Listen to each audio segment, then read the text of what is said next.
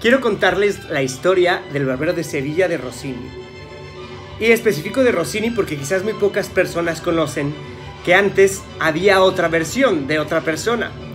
Esta es una anécdota muy curiosa en la historia de la ópera porque trata de una saga, algo que nosotros ya estamos acostumbrados en el mundo de las películas, que existan estas sagas como las de la Guerra de las Galaxias o Harry Potter o El Señor de los Anillos, en las que hay una película tras otra y todos conectan con una historia más grande. Pues esta es, pues quizás la primera historia de una saga, después las hubo con Wagner, pero todo comenzó con un escritor francés que se llamaba Pierre-Augustin Caron de Beaumarchais. Beaumarchais, así, a la old school.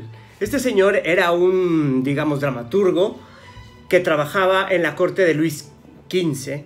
Esto era por allá en los siglos XVIII, en 1700. Y pues este señor era muy crítico con la monarquía. Y particularmente en esta historia, El Barbero de Sevilla, pues era bastante agudo contra la monarquía, pero pues como no quería que lo colgaran en la historia, en vez de criticar directamente al rey, pues digamos que lo trasladó un poco hacia un conde y en la historia ocurría en España, así que pues digamos ya no lo podían colgar tan fácil porque pues no estaba ahí mismo en Francia, pero aún así quiso hacer una historia bastante mordaz de crítica contra la monarquía. Lo intentó mucho hasta que en 1775 pudo por fin estrenar su obra El Barbero de Sevilla, en francés Le Barbier de Seville, en 1775. Esta, bueno, pues tuvo pues un buen éxito, aun cuando le tuvo que hacer varias adecuaciones al texto, al drama y todo eso. Y tan fue así su éxito que le encargaron a uno de los compositores más importantes de la época, que se llamaba Giovanni Paisiello. Este Giovanni Paisiello era uno de los, o es uno de los exponentes más importantes del periodo clasicista de la ópera. Muchas personas estudian historia del arte y cuando les preguntas algo sobre, digamos, la historia de la música, pues se quedan un poco en blanco, y si les preguntas sobre la historia de la ópera, pues se quedan todavía más en blanco. Pero bueno, el periodo del clasicismo es un periodo que sigue después del barroco, en donde pues se tornan otra vez a, digamos, la inspiración en lo que viene siendo también el clasicismo en otros periodos del arte. Digamos que de ahí surge lo que se conoce como la ópera bufa, la ópera chistosa. Bufa, que probablemente, digamos, se deriva de bufón, de cómico en el sentido de chistoso, porque luego también está cómico en contraposición con lo trágico. La comedia se ve también como el tipo de teatro en donde pues no hay drama, no hay tragedia, no hay matazón, no hay sangre. Así también lo entendemos un poco todavía en las películas. Pero específicamente surgió un estilo de ópera chistosona, alegre, ligera, que se le llamó en Italia como la ópera bufa. Estas personas eran, digamos, expertas en desarrollar este tipo de ópera, que nació, dicho sea de paso, por un señor que se llamaba Pergolesi, una pequeña operita que les inspiró a muchos a hacerla. Este Paisiello tenía, digamos, un don para hacer este tipo de óperas. Y cuando él musicalizó en 1782, cuando él musicalizó en 1782 la obra de Beaumarchais, tuvo bastante éxito. Este señor tenía tanto éxito que lo sacaron de Italia, que entonces no existía como Italia, pero bueno, lo sacaron de Italia, la misma Catalina de Rusia, se lo llevó a San Petersburgo, donde lo hizo que compusiera esta ópera, bajo los estándares, digamos, entre italo-rusos, para que la estrenara en San Petersburgo en esa fecha, en 1782. Éxito. fue tanto éxito que se consolidó como una de las óperas más importantes y él como uno de los compositores más importantes de la época. Luego, Beaumarchais escribió la segunda parte de esta saga, que se llamó Las bodas de Figaro, Le Mariage de Figaro. Figaro era un personaje derivado de una tradición también italiana que se llamaba la comedia del arte. Esta comedia del arte era una manera de hacer este tipo de comedia, este tipo de historias chistosas, por decirlo así, que tenían una receta muy específica. Tal personaje tenía que ser de esta manera, este otro personaje tenía que ser de esta otra manera, etc. Polichinela, Colombina, todos esos son los personajes de esa época. Y Figaro era sin duda un personaje inspirado en esa época, un personaje sarcástico, burlón, pero al mismo tiempo muy inteligente, y que usaba esa inteligencia para facilitar la trama. Y eso se nota en la obra de Beaumarchais. Digamos, si lo comparamos con referentes actuales, si pensemos en una película que sea una comedia romántica, por ejemplo, una comedia romántica de Hollywood. Nosotros podemos identificar en las comedias románticas, sobre todo en las clásicas, finales de los 90, principios del 2000, cómo vemos nosotros unas fórmulas, ¿no? La chica guapa, ingenua, que tiene un trabajo de clase media, que descubre a un chico guapo, el chico guapo también lo descubre a ella. Hay ciertos personajes como la mejor amiga de ella, el mejor amigo de él, que ayudan a interactuar, facilitan el drama, los acercan, etc. Al cabo de ver unas cuantas comedias románticas, podemos identificar la fórmula que hay detrás del éxito de estas películas. Y así las óperas bufas tenían, digamos, ese mismo efecto.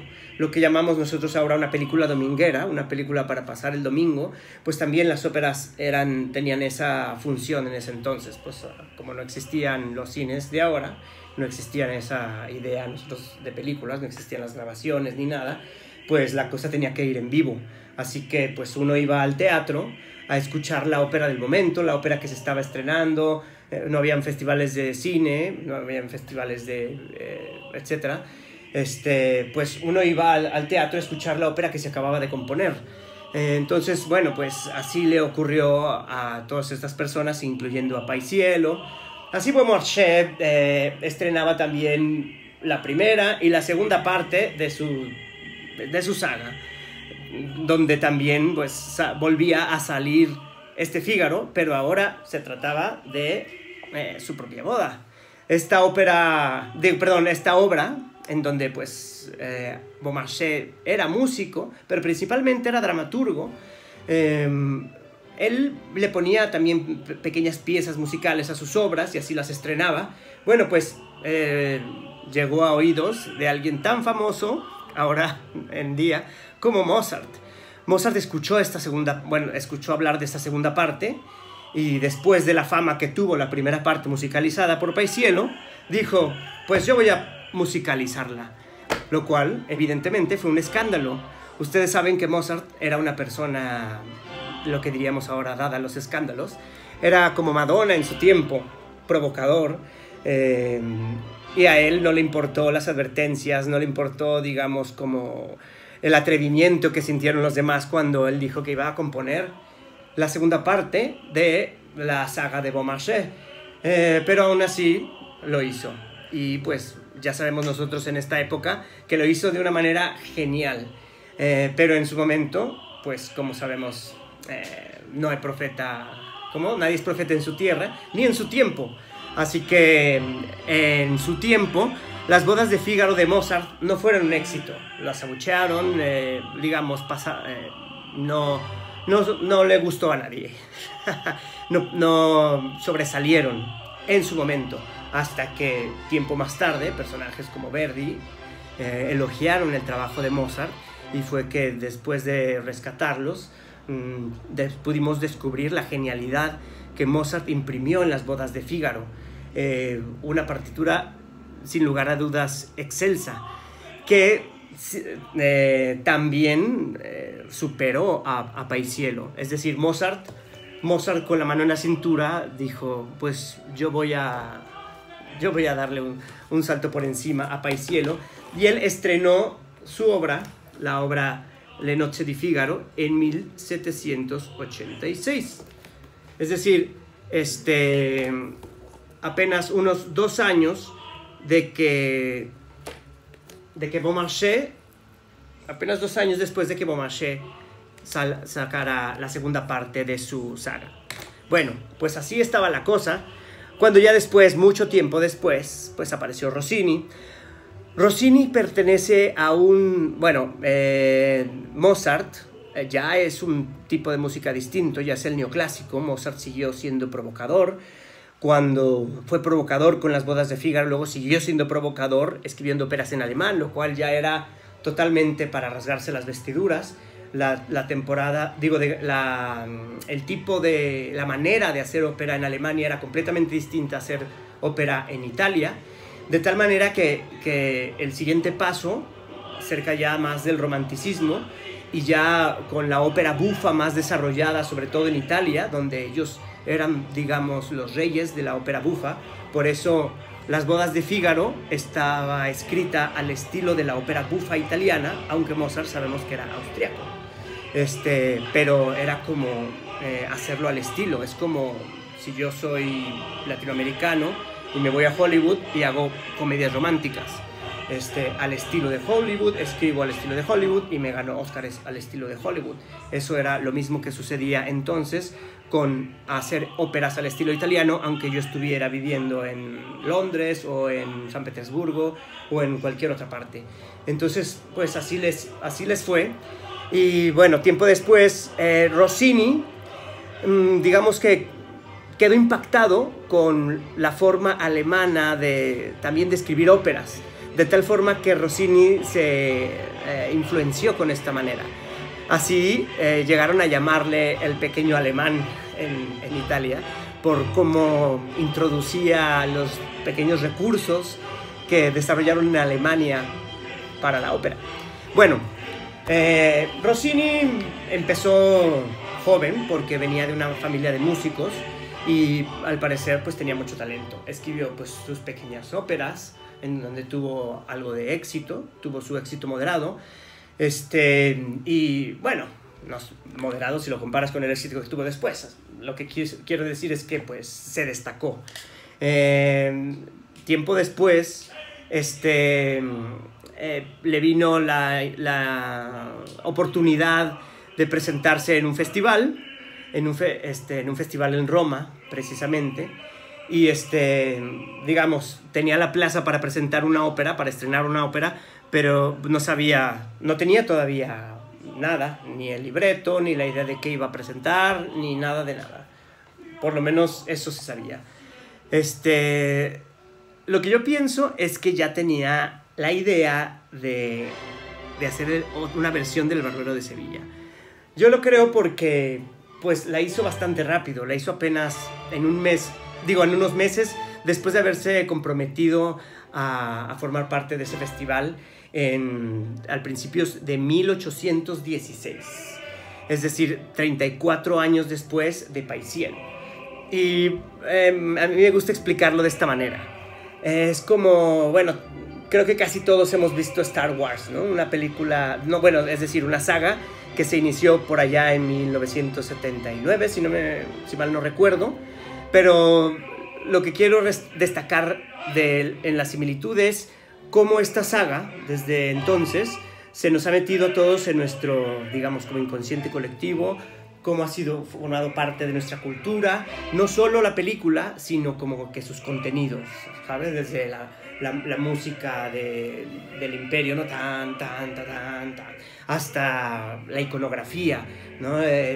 La máscara de Darth Vader, la vestimenta de todo el mundo, las escenas, cómo se nos han quedado grabadas, cómo esta saga ha continuado, se ha convertido en merchandising, se han convertido en grandes empresas, Disney la compró, etc. Cómo esta película se ha vuelto en un referente y George Lucas, su creador, se ha convertido, digamos, pues casi como en un dios y está es seguido por mucha gente que lo considera pues casi como el fundador, pues por lo menos de, ¿no?, hasta de una forma de pensar, casi como de una religión, ¿no? La fuerza esté contigo y todo eso. Es decir, un elemento cultural que ha marcado mucho la historia del arte. Imagínense cómo sería que después de todos estos años, después de que alguien está tan consolidado en el imaginario y que después incluso las sagas han continuado y grandes directores han dirigido las secuelas de esta gran saga y han, bueno, todo lo que ha derivado. Es decir, imagínense la importancia de alguien así, una persona como George Lucas, que surgiera un director, ¿no? Que yo soy, por ejemplo, un director que he hecho mis películas, unos cortos que han ido a algunos festivales internacionales, he ganado algunos premios, pero estoy a inicios de mi carrera, es decir, no tengo 4 Óscares, no tengo ningún Óscar, a lo mejor tengo, no sé, un premio así internacional relevante, pero que yo salgo de un día para otro y digo, voy a hacer un remake de La Guerra de las Galaxias, pero no un remake simple, no. Yo lo voy a reinventar, La Guerra de las Galaxias. Voy a sacar otra máscara de Darth Vader, otra música, otros tipos de escenas. Y es más, escenas tan importantes como la de, por ejemplo, yo voy a hacer la de Luke, soy tu padre. Sorry, spoiler alert. Esa la voy a eliminar, la voy a dejar implícita. Yo voy a hacer otras escenas que sean impactantes. O sea, imagínense lo que estoy diciendo. Yo voy a volver a hacer la 4 y la 5. Y con permiso. Y imagínense las críticas que desataría no solo entre los profesionales del cine, entre los directores consolidados del cine, sino entre los seguidores, los fans que se reúnen cada año para venerar a George Lucas. Pues imagínense el revuelo que causaría. Y yo, pues, sin ninguna pena, diría, pues con permiso, porque pues yo soy Rossini, ahí les voy. Y no solo hizo el remake, que por cierto, también hay que decirlo, el término remake que ahora se usa en las películas, bueno, antes no se usaba en el mundo de la ópera, pero era muy usual, muy usual hacer remakes de historias. Como era tan usual componer y componer óperas, porque como les digo, no era como ahora, ponle el play o echa a andar la máquina para que se repita la película y hacemos funciones todos los días, 4, 6, 8, 10 de la noche. Tenías que estar componiendo óperas y tenía que ser todo en vivo, entonces hacer remakes era muy popular. Había sido muy popular, había caído un poco en desuso, pero Rossini, sin ninguna pena, dijo, yo voy a hacer el remake del Barbero de Sevilla, que es una historia que me gusta. Pues todo el mundo, y además con el antecedente de Mozart, todo el mundo se llevó las manos en la cabeza. Pero resulta que no solo se atrevió a hacer el remake y a superar el antecedente de Paisiello, sino que prácticamente borró a Paisiello del mapa, siendo un referente, había sido un referente durante siglos, bueno, durante siglos, estoy exagerando, pero durante mucho tiempo, durante todas esas décadas, Paisiello era uno de los pilares de la música, era, como decir ahora, George Lucas. Entonces imagínense que yo, como Rossini, hago un remake de La Guerra de las Galaxias y al cabo de unos 5 años ya nadie se acuerda de quién es George Lucas y ya nadie se acuerda de las primeras versiones de La Guerra de las Galaxias. Así fue de bold, así fue de atrevido este señor Rossini, que escribió en 1816 el remake de la obra de El Barbero de Sevilla de Pierre-Augustin Caron de Beaumarchais.